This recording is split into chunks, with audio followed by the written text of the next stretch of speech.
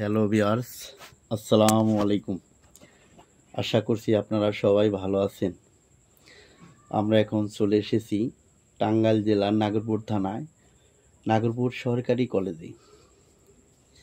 এই কলেজটি 1966 সালের উচ্চ মাধ্যমিক কলেজ হিসাবে থানা সদরে প্রতিষ্ঠিত হয়।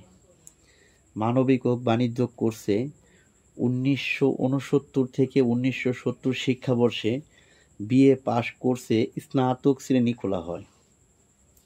1970 থেকে 1971 শিক্ষাবর্ষে উচ্চ মাধ্যমিক পর্যায়ে বিজ্ঞান এবং 1981 থেকে 1982 শিক্ষাবর্ষে বিএসসি পাস কোর্স খোলা হয়।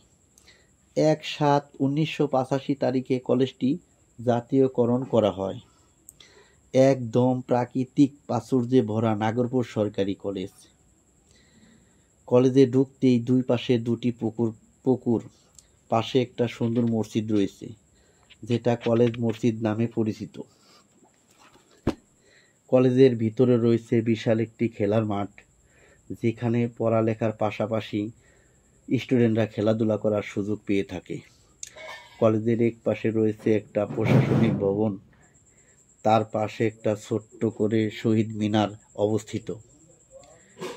পুকুর ঘাট আছে, যেখানে মানুষ বসতে পারে, সেখানে বসে আড্ডা দিতে পারে। কলেজের ভিতরে গাছপালায় ভরপুর। রাস্তার দুপাশ দিয়ে গাছের সারি, দেখতে কার না ভালো লাগবে। রাস্তার দুপাশে প্রত্যেকটি গাছে লাল রং দিয়ে সৌন্দর্য আরো বাড়িয়ে তুলছে, যা দেখতে খুবই ভালো লাগে।